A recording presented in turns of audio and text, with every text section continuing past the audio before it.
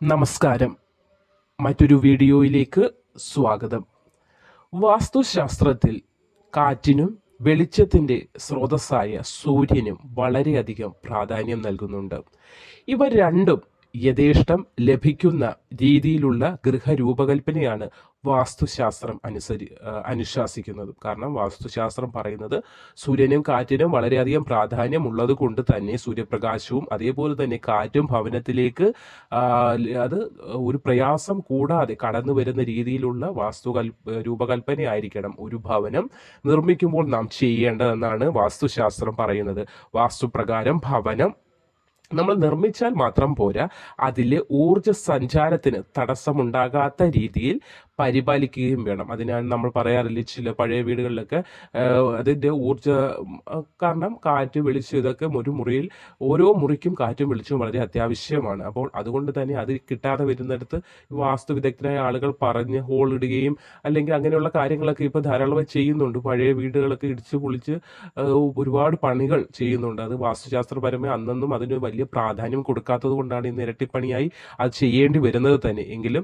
എങ്കിൽ മാത്രമേ നമുക്ക് ഗുണാനുഭവങ്ങൾ ഉണ്ടാവുകയുള്ളൂ. കാരണം നമ്മൾ ഒരു വീട് വെച്ചാൽ പോരാ, അതിന് ഭഗവാന്റെ കടാക്ഷം അല്ലെങ്കിൽ എപ്പോഴും വീട്ടിനുള്ളിൽ ഭവനത്തിനുള്ളിൽ പോസിറ്റീവ് എനർജി നിറയണം, പോസിറ്റീവ് ഊർജം നിറയണമെങ്കിൽ അത് ജനലുകളും വാതിലുകളും ഒക്കെ അതാത് സ്ഥലത്ത് തന്നെ വേണം. എന്നാലേ പ്രകാശമായാലും അല്ലെങ്കിൽ കാറ്റായാലും അകത്ത് ഭവനത്തിനുള്ളിലേക്ക് കയറി അതിന് സുഗമമായി അകത്തേക്ക് പ്രവേശിക്കാനും അതുവഴി അതിന് പുറത്തേക്ക് പോകാനും ഒക്കെ സാധിക്കുകയുള്ളൂ. അതുകൊണ്ട് തന്നെ നമ്മൾ നിത്യേന അപ്പോൾ ചെയ്യേണ്ട കാര്യങ്ങൾ ഭവനത്തിൻ്റെ ഇങ്ങനെ വാസ്തുശാസ്ത്രപരമായി നമ്മളാൽ ചെയ്യാൻ കഴിയുന്ന കാര്യമെന്ന് വെച്ചാൽ നിത്യേന ഗൃഹം ശുദ്ധീകരണം നടത്തണം. വീടിനുള്ളിലായാലും പുറത്തും സാധനങ്ങൾ കഴിവതും നമ്മൾ കൂട്ടിയിടാതിരിക്കുക. വീടും പരിസരവും എപ്പോഴും വൃത്തിയാക്കേണ്ടത് വളരെ അത്യാവശ്യമാണ്. അതിലൊരു വശം ഇന്നത്തെ കാലത്ത് മഴ ധാരാളമായി ഉണ്ട്. അത് കൊതുകുകളൊക്കെ പെരുകാനും മുട്ടയിട്ട് കുട്ടികൾക്കായാലും മുതിർന്നവർക്കായാലും അസുഖം ഉണ്ടാകുന്നതിനൊക്കെ കാരണമാകുന്നത് അത് സയൻസ് പരമായിട്ട് പറയുന്ന ഒരു വശം. അല്ലാതെ വാസ്തുശാസ്ത്രപരമായി പറയുകയാണെങ്കിൽ വീടിനും പുറത്തും കഴിവതും വസ്തുക്കൾ കൂട്ടിയിടാതിരിക്കുക. കാരണം വീടിനകത്തായാലും പുറത്തായാലും ചില ആളുകൾ ഓരോ കുപ്പിയായാലും പാട്ടയായാലും ഓരോ സാധനങ്ങളൊക്കെ നമ്മൾ കൂട്ടിയിടാറുണ്ട്.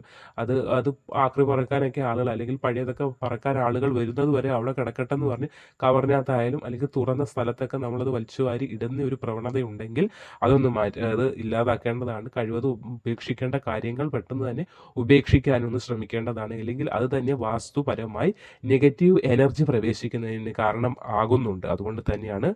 അതേപോലെ തന്നെ മുഷിഞ്ഞ വസ്ത്രങ്ങളൊക്കെ കൂട്ടിയിടാതിരിക്കാനും ഒന്ന് ശ്രദ്ധിക്കണം. രാവിലെയും വൈകിട്ടും തൂത്തുവാരി വെള്ളം, അതായത് ചാണകവെള്ളമാവട്ടെ അല്ലെങ്കിൽ ഉപ്പും മഞ്ഞളും കലക്കിയ ജലമാകട്ടെ തൂത്ത് വൃത്തിയാക്കിയതിന് ശേഷം അതൊന്ന് കുടയുകയൊക്കെ വേണം എന്നാണ് പണ്ട് തൊട്ടുള്ള നമ്മുടെ പഴമക്കാർ പറയുന്നത്. പക്ഷെ അതൊന്നും നടക്കുന്നില്ല ഇന്നത്തെ കാലത്ത്. എങ്കിൽ പോലും തൂത്തുവാരി വൃത്തിയാക്കി ഒന്ന് തുടച്ചൊക്കെ ഇടേണ്ടത് വളരെ അത്യാവശ്യമാണ്. അതുപോലെ തന്നെ രാവിലെ കിഴക്കോട്ടും വൈകിട്ട് പടിഞ്ഞാറോട്ടും തൂക്കരുത്. അതായത് രാവിലെ കിഴക്കോട്ടും വൈകിട്ട് പടിഞ്ഞാറോട്ടും തൂക്കരുതെന്ന് പറയാൻ കിഴക്ക്. രാവിലെ പ്രഭാതത്തിൽ നമ്മുടെ ഭഗവാൻ സൂര്യൻ്റെ കിരണമായാലും ഒക്കെ നമ്മളിലേക്ക് വരുന്നത് കിഴക്ക് വശത്ത് നിന്നാണ് പ്രഭാതത്തിൽ. വൈകിട്ട് സൂര്യൻ പടിഞ്ഞാറ് അസ്തമിക്കും. അപ്പോൾ പടിഞ്ഞാറ് വശത്തോട്ടും രാവിലെ കിഴക്ക് വശത്തോട്ടും തൂക്കാൻ പാടില്ല. തൂത്തുവാരി അങ്ങോട്ട് അല്ലെങ്കിൽ തൂത്തുകൊണ്ട് കൂട്ടി അവിടെ വെക്കുന്ന ഒരു ശീലമുണ്ട്. പിന്നെ വാരാമെന്നും പറഞ്ഞായിരിക്കും വെക്കുന്നത്. അല്ലെങ്കിൽ അത് വേസ്റ്റ് പിന്നെ കളയാമെന്ന് പറഞ്ഞു വെക്കും. ചിലപ്പോൾ നടക്കത്തില്ല, അത് പിറ്റേ ദിവസം ആവട്ടെ എന്നും പറഞ്ഞ് അവിടെ തന്നെ വെക്കും. അങ്ങനെയൊക്കെ ഉള്ളത് നെഗറ്റീവ് എനർജിക്ക് അത് കാരണമാകുന്നുണ്ട്.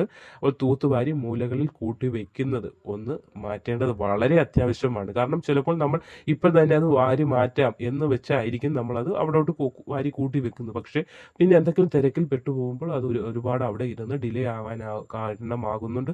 അവിടെ നിന്ന് ചിലപ്പോൾ പിറ്റേ ദിവസവും അപ്പം നമ്മുടെ ഭവനത്തിലേക്ക് വരേണ്ട ലക്ഷ്മി ദേവി അശുദ്ധി കാണുകയാണ്. അശുദ്ധി എന്ന് പറയുമ്പോൾ ഇങ്ങനെ തൂത്തുവാരി ഒരു മൂലയിൽ കൂട്ടി വെക്കുന്നത് അമ്മ അവിടെ ലക്ഷ്മി ദേവി ഇന്ന് നമ്മുടെ ഭവനത്തിൽ കയറാതെ വേറെ ഭവനത്തിലേക്ക് പോകും. ഇതൊക്കെ പറയുമ്പോൾ അതൊരു മിത്താണ്, അല്ലെങ്കിൽ ഇത് ഒന്നും നടക്കാത്ത കാര്യമാണ് എന്നല്ല. ഇതൊക്കെ ഉണ്ട്. നമ്മളുടെ കണ്ണുകൊണ്ട് കാണാത്ത കാര്യങ്ങളെ ഒന്നും നമ്മൾ വിശ്വസിക്കില്ല എന്ന് പറയുന്നതിനകത്തും അർത്ഥമില്ല. അത് ദൈവം ഒരു ഒരു ശക്തി എന്ന് പറയുമ്പോൾ അതൊരു രൂപം നമ്മൾക്ക് നമ്മുടെ നഗ്നനേത്രങ്ങൾ കൊണ്ട് നമ്മൾക്ക് സാധാരണ ആളുകൾക്ക് കാണാൻ പറ്റുന്നില്ല എങ്കിൽ പോലും ഇതെല്ലാം ദൈവങ്ങളൊക്കെ നമ്മുടെ ഭവനത്തിൽ നമ്മോടൊപ്പം നല്ല രീതിയിലുള്ള കാര്യങ്ങളാണ്, അല്ലെങ്കിൽ അവരെ സ്വീകരിക്കുന്ന രീതിയിലുള്ള കാര്യങ്ങളാണ് നമ്മൾ ചെയ്യുന്നതെങ്കിൽ നമ്മളോടൊപ്പം ദൈവങ്ങളെല്ലാം സന്തോഷപ്പെടുകയും നമ്മുടെ ഭവനത്തിൽ അവർ വരികയും നമ്മൾ ചെയ്യുന്ന കാര്യങ്ങളിൽ സന്തോഷിക്കുകയും ഒക്കെ ചെയ്യുന്നുണ്ട്. അതുകൊണ്ട് തന്നെയാണ് പറയുന്നത് എപ്പോഴും ഭവനം വൃത്തിയാക്കിയിടേണ്ടത് വളരെ അത്യാവശ്യമാണ്.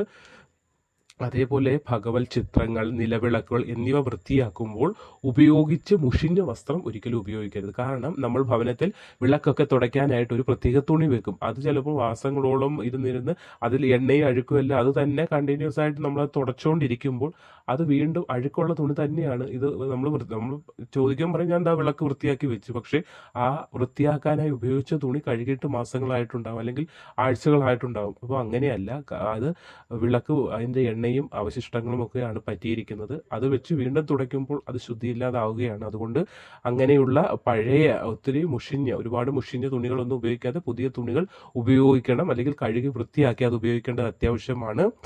അതുപോലെ തുണി ഉപയോഗിക്കുന്നതാണ് പണ്ടത്തെ കാലത്തൊക്കെ നല്ല തുണികളാണ് അത് ഉപയോഗിച്ചുകൊണ്ടിരുന്നത്. ഇപ്പോഴത്തെ തിരി വാങ്ങിക്കാൻ കിട്ടുന്നുണ്ട്. എങ്കിലും ഏത് കാര്യം ഉപയോഗിക്കുമ്പോഴും വൃത്തിയും ശുദ്ധിയും വളരെ അത്യാവശ്യമാണ്.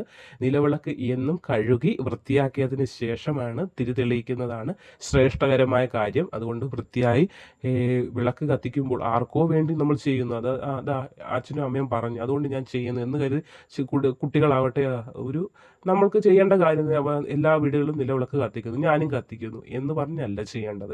ചെയ്യുന്നതിനൊരു തത്വമുണ്ട്. എന്തുവായാലും നമ്മൾ ചെയ്യുന്നു, ആ ചെയ്യുന്ന കാര്യത്തിൽ നിന്ന് നമുക്ക് പുണ്യം കിട്ടണം, അതിനുവേണ്ടിയാണ് നമ്മൾ ചെയ്യുന്നത്. അതുകൊണ്ട് വൃത്തിയോട് ശുദ്ധിയോടുകൂടും വേണം നിലവിളക്ക് ഒരുക്കി തയ്യാറാക്കി കത്തിക്കുവാനായിട്ട്. അപ്പോൾ ചൊവ്വ വെള്ളി ദിവസങ്ങളിൽ നിലവിളക്ക് എല്ലാ ആഴ്ചകളിലും നമ്മൾക്ക് പറ്റുന്ന, അല്ലെങ്കിൽ എല്ലാ ദിവസങ്ങളിലും പറ്റുന്നില്ലെങ്കിൽ ചൊവ്വ വെള്ളി ദിവസങ്ങളിൽ വിളക്ക് നന്നായി വൃത്തിയായി കഴുകിയതിന് ശേഷം നിലവിളക്ക് കത്തിക്കുകയാണെങ്കിൽ അത് അതീവ ശ്രേഷ്ഠമാണ്. ഭവനത്തിൽ നിത്യേന അതായത് നമ്മൾ ഏത് കാര്യം ചെയ്യുമ്പോഴും രാവിലെയും വൈകിട്ടും വിളക്ക് കത്തിക്കുന്നവരുണ്ട്. അത് അതേപോലെ കൊണ്ടുപോവുക. അത് ഒരു നേരത്താണ് വിളക്ക് കത്തിക്കുന്നവരെങ്കിൽ അത് അതുപോലെ കൊണ്ടുപോവുക. ഒരിക്കലും മുടങ്ങാതിരിക്കാനൊന്ന് ശ്രദ്ധിക്കേണ്ടതാണ്. ഭഗവാന്റെ കൃപാകടാക്ഷം ഭഗവാന്റെ ലഭിക്കാൻ വേണ്ടിയാണ് നമ്മൾ ഈ കാര്യങ്ങൾ ചെയ്യുന്നത്. അപ്പോൾ കഴിവതും വിളക്ക് കത്തിക്കുന്നതൊന്നും മുടങ്ങാതിരിക്കാൻ കൂടി നമ്മൾ ശ്രദ്ധിക്കേണ്ടത് വളരെ അത്യാവശ്യമാണ്. അടുത്തതായി വാലായ്മ തുടങ്ങി അശുദ്ധി കാലങ്ങളൊക്കെ വരാറുണ്ട്. അപ്പോൾ അത് അശുദ്ധി കഴിയുമ്പോൾ പുണ്യാഹം തളിച്ച് ശുദ്ധിയാക്കിയതിന് ശേഷം മാത്രമേ ഭവനത്തിൽ വിളക്ക് തെളിയിക്കാൻ പാടുള്ളൂ. അതേപോലെ തന്നെ പ്രധാന വാതിലിന് സമീപത്തായി തുണിയൊക്കെ കയറ് വെച്ച് വലിച്ചു കെട്ടി തുണി ഉണക്കാനിടുന്ന രീതി ഉണ്ടെങ്കിൽ അതൊന്ന് മാറ്റേണ്ടതാണ്. ഒരിക്കലും നമ്മുടെ പ്രധാന വാതിലിന് നേർക്കായി തുണിയൊന്നും കയറ് കെട്ടി തുണി അതിൽ വിരിച്ചിട്ട് ഉണക്കുന്ന ഒരു രീതി ഉണ്ടെങ്കിൽ അത് അത്ര ശുഭകരമല്ല. അതുപോലെ വീടിൻ്റെ മുൻഭാഗത്ത് ചപ്പുചവറുകൾ കൂട്ടിയിട്ട് കത്തിക്കുന്നത് വളരെ ദോഷകരമായ കാര്യമാണ്.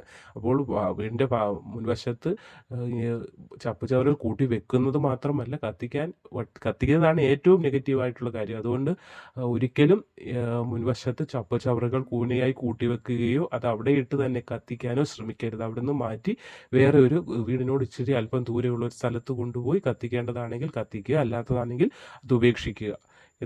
അതുപോലെ മാലിന്യങ്ങളൊക്കെ നീക്കേണ്ടത് വളരെ അത്യാവശ്യമായ കാര്യമാണ്. വീടും ചുറ്റുപാടും വളരെയേറെ ശ്രദ്ധയോടെ സൂക്ഷിക്കേണ്ടത് അത് വീട്ടിലുള്ള ഓരോ അംഗങ്ങളുടെയും കടമയാണ്. കാരണം വീട്ടിലെ നെഗറ്റീവ് എനർജി ഓരോ ആളുകളെയുമാണ് അത് ബാധിക്കുന്നത്. അതുമൂലം പഠിക്കുന്ന വിദ്യാർത്ഥികൾക്കാണെങ്കിൽ പഠനത്തിൽ പിന്നോക്കം വരുന്ന ഒരു അവസ്ഥയുണ്ടാകും, ശാരീരിക ബുദ്ധിമുട്ടുകൾ, അസുഖങ്ങൾ ഒക്കെ വരുന്നു. അതുകൊണ്ട് തന്നെ എല്ലാ വീട്ടിലുള്ള ഭവനത്തിലുള്ള ഏവരും ഇതൊക്കെ ശ്രദ്ധിച്ചാൽ മാത്രമേ ഒരു ഐശ്വര്യപ്രദമായ ജീവിതം ഏവർക്കും കിട്ടാൻ സഹായിക്കുകയുള്ളൂ. അല്ലാതെ ഒരാൾ ഇത് അമ്മ ചെയ്യട്ടെ അല്ലെങ്കിൽ അച്ഛൻ ചെയ്യട്ടെ എന്ന് പറഞ്ഞ് മാറ്റിവെക്കുന്ന കാര്യങ്ങളല്ല. നമ്മൾ മക്കളാൽ അല്ലെങ്കിൽ കുട്ടികളാൽ എല്ലാം സാധിക്കുന്ന കാര്യങ്ങളാണ്. എല്ലാവരുടെയും ഒരു ഒത്തൊരുമ അല്ലെങ്കിൽ ഒരു കോപ്പറേഷൻ ഉണ്ടെങ്കിൽ മാത്രമേ ഒരു കാര്യം നമുക്ക് മുന്നോട്ട് കൊണ്ടുപോകാൻ പറ്റൂ. ഒരു അച്ഛനും അമ്മയും അത് നമുക്ക് പറഞ്ഞു തരാനേ സാധിക്കുകയുള്ളൂ. അപ്പോൾ അവർ പറഞ്ഞു തരുന്ന കാര്യങ്ങൾ കൃത്യയോടും സോറി, കൃത്യമായിട്ടും വൃത്തിയോടും ഒക്കെ ചെയ്യേണ്ടത് നമ്മൾ കുട്ടികൾക്ക് പറഞ്ഞു കൊടുക്കേണ്ടതും എല്ലാം വളരെ അത്യാവശ്യമാണ്. എല്ലാവരും ചേർന്നുള്ള ഒത്തൊരുമയായ ഒരു പ്രവർത്തനമാണ് ലക്ഷ്മി ദൈവങ്ങൾക്ക് ഏറ്റവും തൃപ്തികരമായ കാര്യം അതാണ്. ഒരുമിച്ചിരുന്ന് പ്രാർത്ഥിക്കുക, ഒരുമിച്ചിരുന്ന് പ്രാതലായാലും ആഹാരങ്ങളായാലും ഈ പ്രഭാത ഭക്ഷണങ്ങളായാലും എല്ലാം കഴിക്കേണ്ടതൊക്കെയാണ് ഒരു യഥാർത്ഥ ഒരു കുടുംബജീവിതത്തിൻ്റെ കാര്യങ്ങൾ. പക്ഷേ ഇന്നത്തെ കാലത്ത് ഓരോ ആളുകൾക്കും ഓരോ സമയത്ത് ജോലിക്കും പഠിത്തത്തിനും ഒക്കെ പോകേണ്ടതുകൊണ്ട് അതൊന്നും നടക്കുന്നില്ല. എങ്കിൽ പോലും വിളക്ക് കത്തിക്കുന്ന സമയത്ത് നമ്മൾ മക്കളോട് പറഞ്ഞു കൊടുക്കേണ്ട കാര്യങ്ങളാണ്. വൃത്തിയായും ശുദ്ധിയായും ഇന്നത്തെ ചെയ്യുന്ന കാര്യങ്ങളാണ് നാളത്തെ നന്മയിലേക്കും നാളത്തെ ഐശ്വര്യപ്രദമായ ഒരു ഭാവിയിലേക്ക് നമ്മളെ കൊണ്ടുപോകാൻ കൈപിടിച്ചുയർത്താൻ സഹായിക്കുന്നത്. അതുകൊണ്ട് ഏത് മാതാപിതാക്കളും കുട്ടികളോട് പറഞ്ഞു കൊടുക്കേണ്ട ചില പാഠങ്ങൾ ഇതൊക്കെയാണ്. വൃത്തിയോടും വീടും പരിസരവും വൃത്തിയോടുകൂടിയും ശുദ്ധിയോടുകൂടിയും വെക്കേണ്ടതിൻ്റെ രണ്ട് വശങ്ങളുണ്ട്. ശാസ്ത്രപരമായി പറയുമ്പോൾ, സയൻസ് പരമായി പറയുമ്പോൾ അത് ആരോഗ്യപരമായ പ്രശ്നങ്ങൾ ബാധിക്കാതിരിക്കുന്നത് ഒരു വശം. ഇതുപോലെ വാസ്തുശാസ്ത്രപരമായി ജ്യോതിഷപരമായി പറയുമ്പോൾ അതിൻ്റെ മറ്റൊരു വശമാണ് ഞാൻ ഈ പറഞ്ഞു തന്ന കാര്യങ്ങളും. ഏവർക്കും അറിയുന്നതാണ്, ഒന്നുകൂടി ഓർമ്മയിൽ ഇരിക്കാൻ വേണ്ടി പറഞ്ഞു എന്ന് മാത്രം. നമസ്കാരം.